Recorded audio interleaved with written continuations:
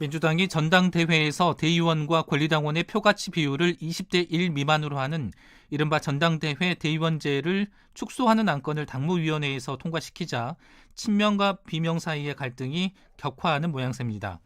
비명계에서는 이른바 강성 팬덤 정치를 강화하려는 의도라며 반발하고 있는 반면에 민주당 원외 조직인 더민주 전국혁신회의는 대의원제 축소를 넘어 완전한 폐지로 가야 공천 룰을 혁신할 수 있다고 주장하고 있는데요.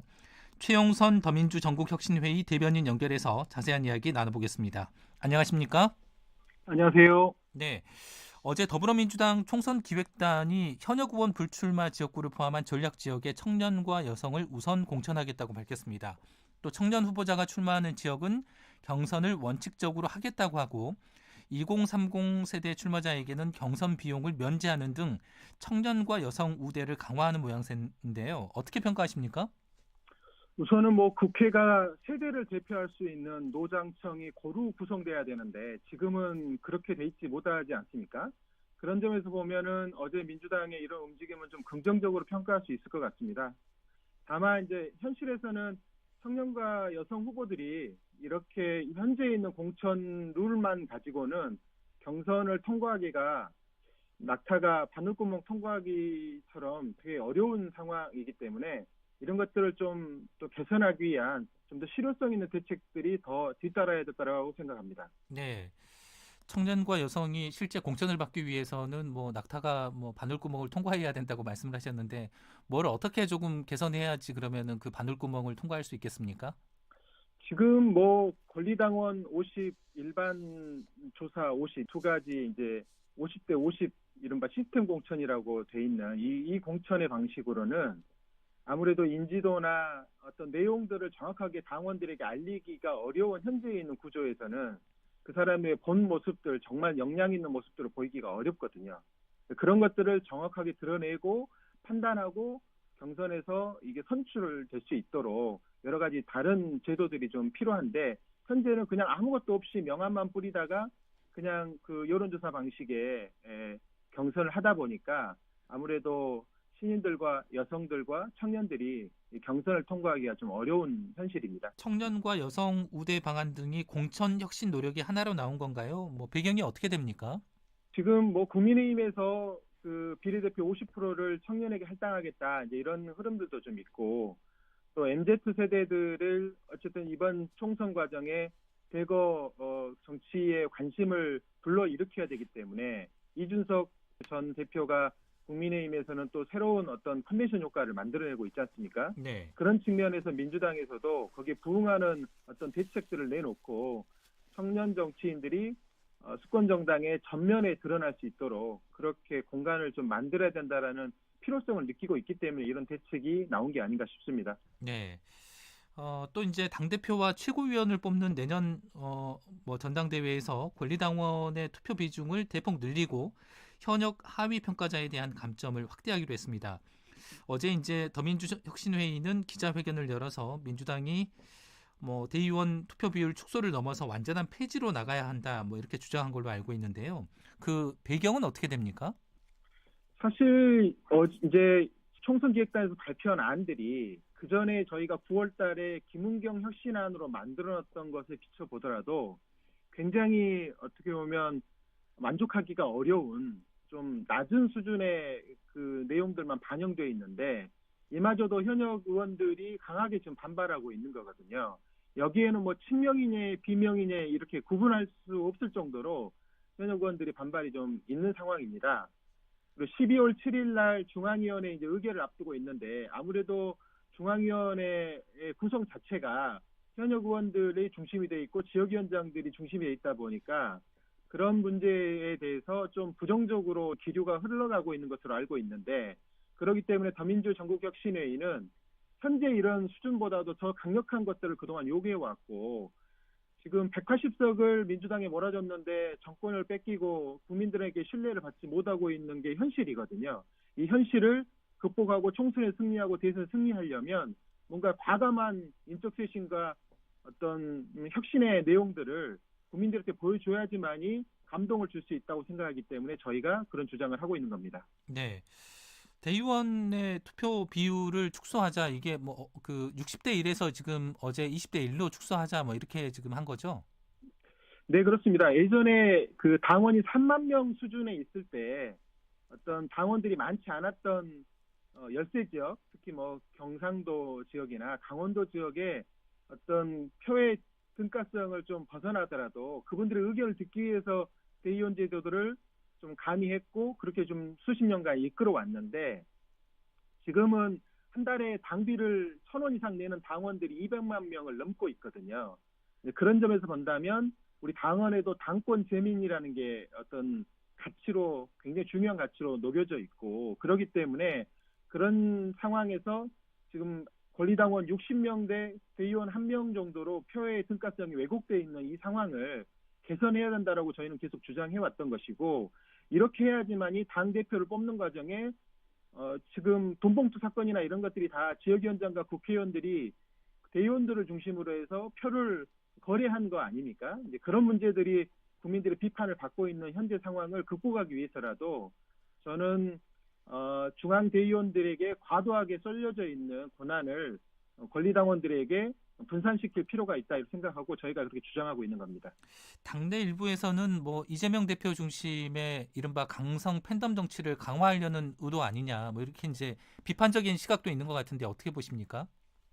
뭐 지금 6개월 이상 당비를 내서 투표권을 갖고 있는 사람들이 120만 명을 넘는 거로 저는 알고 있는데요. 강성 팬덤이 몇 명인지는 모르겠지만 이 모수가 지금 200만 명에 육박할 정도로 굉장히 민주당이 외형이 커졌기 때문에 소수에 의해서 움직일 거라고 이렇게 좌우될 거라고 생각하지 않고요. 지역위원장과 국회의원 300명이 쥐고온도는 간부정당이 아니라 200만 명의 권리당원이 주인인 정당이라는 점을 분명히 짚고 말씀드릴 수 있을 것 같습니다. 네. 그제였죠. 더불어민주당 의원 75명이 위성정당 방지법을 공동 발의했습니다. 이재명 대표가 사실상 그 병리평으로 회귀하는 듯한 그런 발언을 한 것 같은데요. 지금 당내 분위기와 앞으로 결정 어떻게 이루어질 걸로 생각하십니까? 원래 어제 국회의원들 의총을 통해서 가닥을 잡으려고 했는데 그게 오늘로 미뤄졌습니다. 물론 지금 병리평을 전환해야 된다고 주장하시는 분들은 현실의 어떤 문제들, 국민의힘이 위성정당을 만들고 연동형 비례대표제를 계속 반발하고 있는 상황에서 민주당이 어떤 이제 결론을 내려야 되는 상황인데 저는 이게 뭐가 옳고 뭐가 좀 잘못된 거고 이렇게 생각하진 않습니다. 결국 정치라는 게 협의하고 타협하고 조정하는 과정을 거쳐서 현재 수준에서 합의할 수 있는 내용들을 만들어가는 것이기 때문에 물론 가장 근본적으로 뭐가 옳은 것이다라고 주장하시는 분들이 있죠. 뭐 연동형 비례대표제가 옳은 것이다고 주장할 수도 있는데 각자의 셈법이 있는 오울동지라고 생각하고요. 지금 민주당이 이번 총선에서 어떻게 하면 국민의 심판을 윤석열 정부에게 내려질 수 있게끔 만들 것이냐. 그래서 이 문제를 중심으로 저는 이번에 비례대표제 선출 방법에 대한 고민들을 결론 내릴 거라고 생각합니다. 이낙연 전 더불어민주당 대표가 뭐 이재명 대표 체제의 민주당을 향해서 이제 작심 발언을 뭐 하는가 하면 뭐 신당 창당 가능성을 열어둔 발언을 했는데요. 어떻게 보십니까? 그러니까 이제 그 연동형 비례대표제가 되고 민주당이 위성정당을 만들지 않는다고 한다면 이낙연 전 대표도 내심 비례정당을 만들려는 욕망을 억제하기는 어려울 거라고 생각합니다.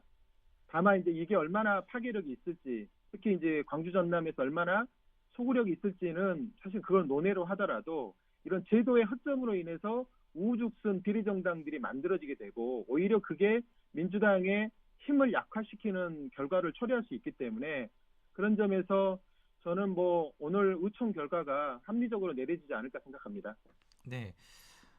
비명계 의원들의 모임이죠. 원칙과 상식에서는 이른바 당내 민주주의가 조금 상실됐다. 이재명 대표에 대한 비판을 하기가 어렵다. 뭐 이런 목소리들을 계속해서 내고 있는데 비명계 일부 의원들의 뭐 탈당이라든지 신당 창당이라든지 이런 일들이 실제로 일어날 가능성이 있다고 보십니까? 뭐 이제 공천이 진행되는 과정에서 아무래도 지금 현재 상태에서 본인들의 정책 진로가 불확실한 경우에는 그런 결과가 있을 거라고 생각하는데요. 그렇게 크게 보이지 않고 또 일부에서는 뭐 비명계 학살이라는 표현도 하시던데 학살이라는 표현은 좀 과한 것 같고요. 솔직히 지금 광주 전남 시도민들은 정치적 역량이 안 되고 부정부패에 연루되거나 국민들의 눈높이에 도덕성에 현저하게 괴리된 현역들에 대해서 과감하게 물갈이를 하라고 요구하고 있는 것도 사실입니다. 그렇기 때문에 친명이든 비명이든 상관없이 능력과 도덕성 기준이 국민의 눈높이에 맞지 않으면 과감하게 컷오프 시키고 물갈이를 해야 되는 게 현실이기 때문에 그런 점에서 더불어민주당의 현재 지도부가 좀 더 과감하게 혁신 공천에 나서야 된다고 저는 생각하는데 국민들도 또 권리당원들도 그런 점에서 보면 대체적으로 그런 부분에 동의하는 것 같습니다. 네, 더불어민주당은 뭐 유튜브 채널 서울의 소리에서 김건희 여사가 고가의 명품 가방을 선물 받는 영상을 공개한 데 대해서 해명을 요구했죠. 네. 김 여사가 선물을 받았다면 명백한 김영란법 위반이라며 진상 규명을 촉구한 건데 어떻게 보십니까? 저도 이제 대통령 비서실에서 4년 넘게 근무했는데 그런 입장에서 보면 정말 이 사건은 되게 황당무계한 사건입니다. 기억해 보시면 윤 대통령 부부가 지난해 그 관저로 들어가는 걸 굉장히 늦추고 아크로비스타인가요? 거기에서 계속 거주하고 있었지 않습니까? 이번 사건이 그때 아크로비스타에서 거주하고 있을 때 벌어졌던 사건인데 도대체 대통령 경호처는 뭐 하는 사람들인데 그 목사라는 분이 몰카를 들고 다니면서 찍는데도 그거를 확인도 못했고 또 도대체 최 목사라는 사람과 김건희 여사가 어떤 관계인데 명품백을 선물로 막 주고받는 정도 또 거기 그 동영상을 보면 김 여사가 이런 얘기를 합니다. 이걸 자꾸 왜 사오느냐. 그래서 저는 자꾸라는 부분에서 굉장히 걸리더라고요. 그래서 김건희 여사 말을 들어보면 이런 일이 한 번이 아니라 여러 번 비슷한 선물들을 주고받은 게 아닌지 의심스러운 대목들이 사실은 많습니다. 그래서 저는 대통령실이 김건희 여사가 자꾸 이거를 침묵하고 약간 뭔가 함정 취재라는 이름으로 피해가려고 할 게 아니라 이 드러난 사실들에 대해서 명분백색하게 국민들에게 알리고 필요한다면 좀 공개적인 조사들 이런 것들을 좀 추진해야 한다고 생각합니다. 네, 마지막으로 이제 대장동 개발 의혹과 관련해 뭐 김용 전 민주연구원 부원장 등에 대한 1심 판결이 오늘 뭐 이루어지죠. 선고 결과에 따라서 뭐 어떤 파장도 예상이 되는데요. 어떻게 예상을 하십니까? 이게 뭐 대장동의 번안 사건이라고 보기에는 좀 어려울 것 같고요. 그 대장동 개발업자들에게 김용 전 민주연구원 부원장이 정치자금이나 이런 어떤 뇌물들을 받았느냐. 이제 이 뇌물이라는 게 이재명 대표랑 바로 연결됐다라고 보기도 어려울 거고, 저는 김용 전 부원장에게 돈이 전달됐고 이게 불법 정치자금이나 뇌물의 성격이 있는지를 오늘 판가름하는 거기 때문에 이 결과가 뭐 1차적으로는 이게 대장동 사건을 앞으로 사건이 어떻게 재판이 전개될지를 엿볼 수 있는 부분인 것은 분명한 사실이지만 이것으로 인해서 이재명 대표의 재판 리스크가 가중되거나 그렇게 보지는 않고요. 또 당무 대응에 있어서도 이제 조만간 총선기획단이 공심위가 꾸려지게 되면 총선 체제로 전환되기 때문에 선거관리의 전반적인 것들을 이제 총선 선대위원장이나 공관위원장들이 다 주도하기 때문에 그런 점에서 이재명 대표의 당무 리스크가 있다 이렇게 보기는 어려울 것 같습니다. 네, 오늘 말씀 고맙습니다. 지금까지 최용선 더민주 전국혁신회의 대변인이었습니다.